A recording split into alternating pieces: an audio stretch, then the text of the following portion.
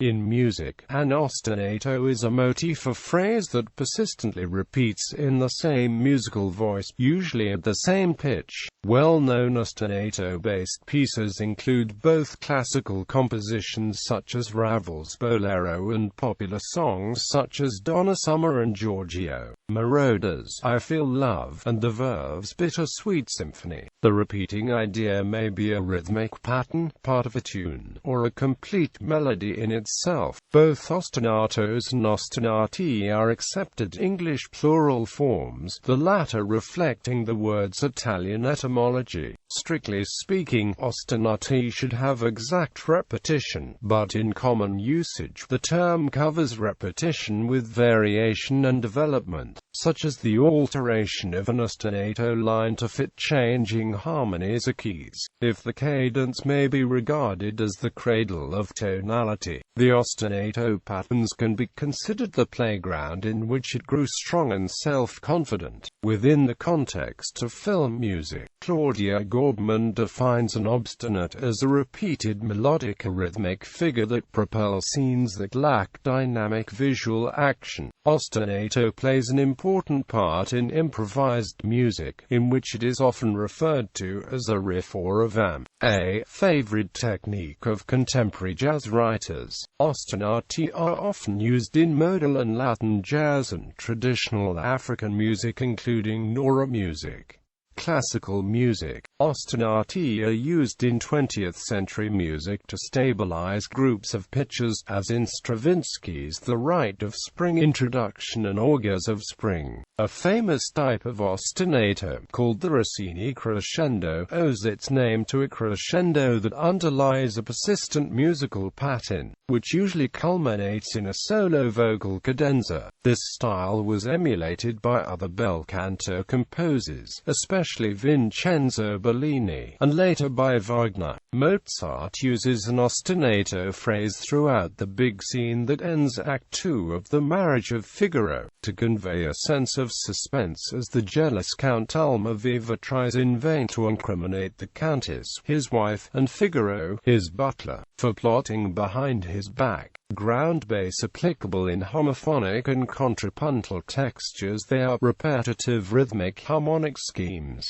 more familiar as accompanimental melodies, or purely rhythmic. The techniques appeal to composers from Debussy to avant-garde composers until at least the 1970s, lies in part in the need for unity created by the virtual abandonment of functional chord progressions to shape phrases and define tonality. Similarly, in modal music, relentless, repetitive character help to establish and confirm the modal center. The popularity may also be justified by their ease as well as range of use, though. Ostinato must be employed judiciously, as its overuse can quickly lead to monotony. Ground bass or basso ostinato is a type of variation form in which a bass line, or harmonic pattern is repeated as the basis of a piece underneath variations. Aaron Copland describes basso ostinato as the easiest to recognize of the variation forms, wherein a long phrase, either an accompanimental figure or an actual melody, is repeated over and over again in the bass part, while the upper parts proceed normally. However, he cautions, it might more properly be termed a musical device than a musical form. Sub-Saharan African music. Countermetric structure. Many instruments south of the Sahara Desert play ostinato melodies. These include lamellophones such as the mbira, as well as xylophones like the balafon, the baikutsi, and the jile. Ostinato figures are also played on string instruments such as the kora, Gangkoki bell ensembles, and pitched drums ensembles. Often, African ostinatos contain offbeats or crossbeats that contradict the metric structure. Other African ostinatos generate complete cross rhythms by sounding both the main beats and cross beats. In the following example, a jile sounds the 3 against 2 cross rhythm. The left hand sounds the 2 main beats, while the right hand sounds the 3 cross beats. African harmonic progressions. Popular dance bands in West Africa and the Congo region feature ostinato-playing guitars. The African guitar parts have drawn from a variety of sources, including the indigenous Moroder, as well as foreign influences such as James Brown-type funk riffs. However, the foreign influences are interpreted through a distinctly African ostinato sensibility. African guitar styles began with Congolese bands doing Cuban cover songs. The Cuban Guajo had a both familiar and exotic quality to the African musicians. Gradually, various regional guitar styles emerged, as indigenous influences became increasingly dominant within these Africanized guajos. As more states, one could say that IV is to Latin music what the 12-bar blues is to North American music. Such progressions seem superficially to follow the conventions of Western music theory. However, performers of African popular music do not perceive these progressions in the same way. Harmonic progressions which move from the tonic to the subdominant have been used in traditional sub-Saharan African harmony for hundreds of years. Their elaborations follow all the conventions of traditional African harmonic principles. Gerhard Kubik concludes, the harmonic cycle of CFGF prominent in Congo, Zaire popular music simply cannot be defined as a progression from tonic to subdominant to dominant and back to subdominant because in the performer's appreciation they are of equal status, and not in any hierarchical order as in Western music. Afro-Cuban Guajo. A guajo is a typical Cuban ostinato melody, most often consisting of arpeggiated chords in syncopated patterns. The guajo is a hybrid of the African and European ostinato. The guajo was first played as accompaniment on the tres in the folkloric Changwean Sun. The term guajo is often used to mean specific ostinato patterns played by a tres piano, an instrument of the violin family, or saxophones. The guajo is a fundamental component of modern-day salsa and Latin jazz. The following example shows a basic guajo pattern. The guajo is a seamless Afro-Euro ostinato hybrid, which has had a major influence upon jazz, R&B, rock and roll and popular music in general. The Beatles' I Feel Fine guitar riff is guajo-like. Riff. In various popular music styles, riff refers to a brief, relaxed phrase repeated over changing melodies. It may serve as a refrain, a melodic figure, often played by the rhythm section instruments as solo instruments that form the basis or accompaniment of a musical composition, though they are most often found in rock music, Latin, funk and jazz. Classical music is also sometimes based on a simple riff, such as Ravel's Boléro. Riffs can be as simple as a tenor saxophone honking a simple, catchy rhythmic figure, or as complex as the riff-bass variations in the head arrangements played by the Count Basie Orchestra. David Brackett defines riffs as short melodic phrases, while Richard Middleton defines them as short rhythmic, melodic, or harmonic figures repeated to form a structural framework. Ricky Rooksby states, a riff is a short, repeated, memorable musical phrase, often pitched low on the guitar, which focuses much of the energy and excitement of a rock song. BBC Radio 2, in compiling its list of 100 greatest guitar riffs, defined a riff as the main hook of a song and must be played principally by a guitar. It often begins the song, but is repeated throughout it, giving the song its distinctive voice. The term riff entered musical slang in the 1920s and is used primarily in discussion of forms of rock music or jazz. Most rock musicians use riff as a near synonym for musical idea. The etymology of the term is not clearly known. Some sources explain riff as an abbreviation for rhythmic figure or refrain. Charlie Parker's 1945 recording, "Thriving from a Riff," may have popularized the term. Use of the term has extended to comedy, where riffing means the verbal exploration of a particular subject, thus moving the meaning away from the original jazz sense of a repeated figure that a soloist improvises over, to instead indicate the improvisation itself, improvising on a melody or progression as one would improvise on a subject by extending a singular thought, idea or inspiration into a bit or routine.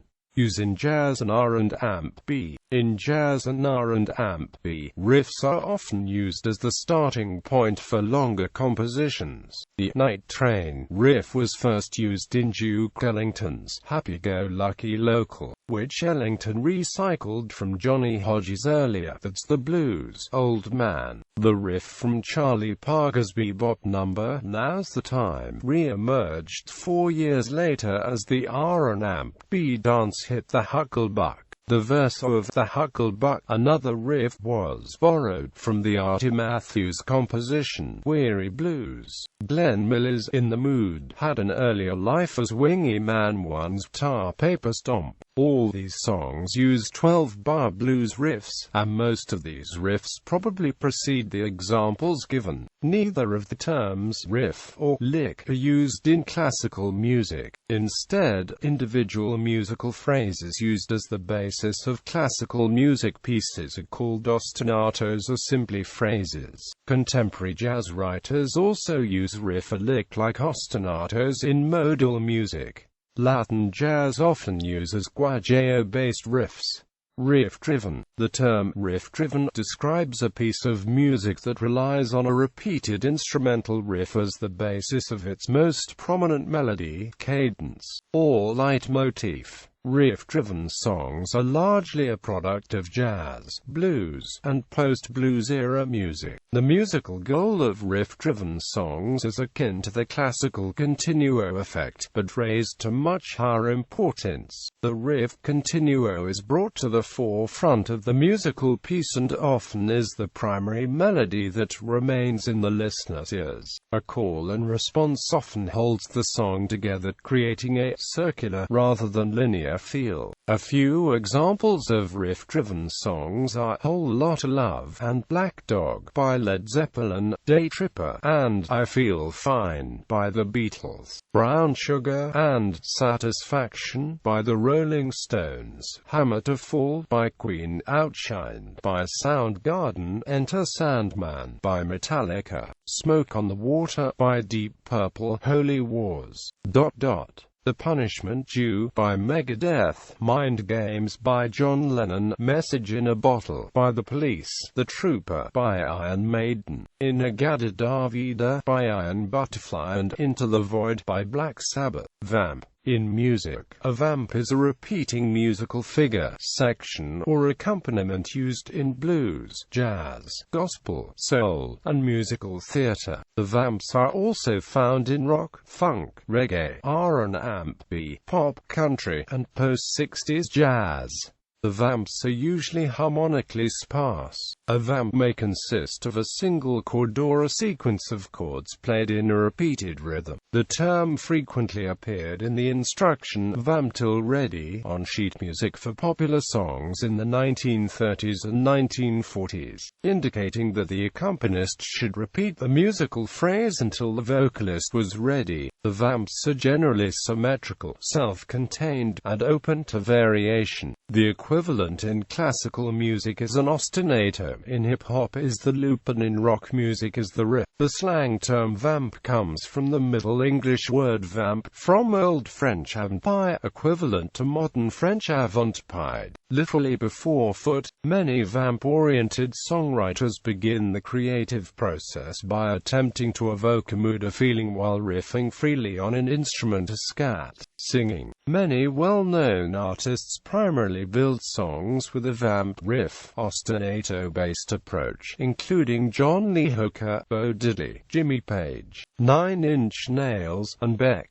Classic examples of vamps in jazz include A Night in Tunisia, Take 5, A Love Supreme, Maiden Voyage, and Cantaloupe Island. Rock examples include The Long Jam at the Ends of Loose Change by Neil Young and Crazy Horse, and Sooner or Later by King's X. Jazz, fusion, and Latin jazz. In jazz, fusion, and related genres, a background vamp provides a performer with a harmonic framework that supports improvisation. In Latin jazz, guajios fulfill the role of piano vamp. A vamp at the beginning of a jazz tune may act as a springboard to the main tune. A vamp at the end of a song is often called a tag. Examples: Take 5 begins with a repeated, syncopated figure in 5/4 time, which pianist Dave Brubeck plays throughout the song. The music from Miles Davis's modal period was based on improvising songs with a small number of chords.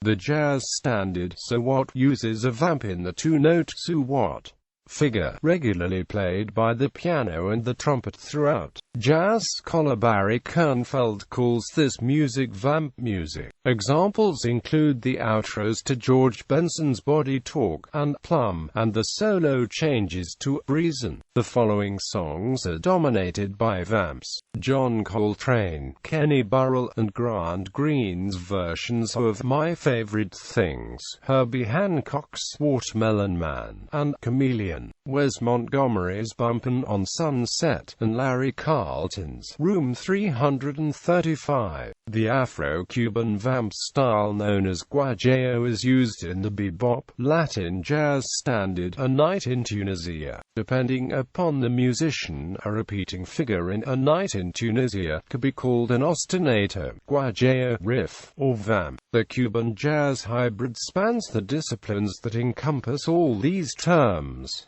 gospel, soul, and funk. In gospel and soul music, the band often vamps on a simple ostinato groove at the end of a song, usually over a single chord. In soul music, the end of recorded songs often contains a display of vocal effects, such as rapid scales, arpeggios, and improvised passages. For recordings, sound engineers gradually fade out the vamp section at the end of a song, to transition to the next track on the album. Salsoul singers such as Loleatta Holloway have become notable for the vocal improvisations at the end of songs, and they're sampled and used in other songs. Andre Crouch extended the use of vamps in gospel, introducing chain vamps. 1970s era funk music often takes a short 1 or 2 bar musical figure based on a single chord that would be considered an introduction vamp in jazz or soul music, and then uses this vamp as the basis of the entire song. Jazz, blues, and rock are almost always based on chord progressions, and they use the changing harmony to build tension and sustain listener interest. Unlike these music genres, funk is based on the rhythmic groove of the percussion, rhythm section instruments, and a deep electric bass line, usually all over a single chord. In funk, harmony is often second to the lock, the linking of contrapuntal parts that are played on guitar, bass, and drums in the repeating vamp. Examples include Stevie Wonder's vamp-based Superstition and Little Johnny Taylor's Part-Time Love, which features an extended improvisation over a 2-chord vamp. Musical theatre. In musical theatre, a vamp, or intro, is the few bars 1 to 8 of music without lyrics that begin a printed copy of a song. The orchestra may repeat the vamp or other accompaniment during dialogue or stage business, as accompaniment for on-stage transitions of indeterminate length. The score provides a 1 or 2 bar vamp figure, and indicates vamp till cue by the conductor. The vamp gives the on-stage stage singers time to prepare for the song or the next verse, without requiring the music to pause. Once the vamp section is over, the music continues to the next section. The vamp may be written by the composer of the song, a copyist employed by the publisher, or the arranger for the vocalist. The vamp serves three main purposes. It provides the key, establishes the tempo, and provides emotional context. The vamp may be as short as a bell tone, sting, or measures long. The ride-out is the transitional music that begins on the downbeat of the last word of the song and is usually 2 to 4 bars long, though it may be as short as a sting or as long as a Roxy ride-out. Indian classical music. In Indian classical music, during tabla pakawaj solo performances and Kathak dance accompaniments, a conceptually similar melodic pattern known as the Levhara Nagma is played repeatedly throughout the performance. This melodic pattern is set to the number of beats in a rhythmic cycle being performed and may be based on one or a blend of multiple ragas. The basic idea of the Levhara is to provide steady melodious framework and keep time cycle for rhythmic improvisations. It serves as an auditory workbench not only for the soloist but also for the audience to appreciate the ingenuity of the improvisations and thus the merits of the overall performance.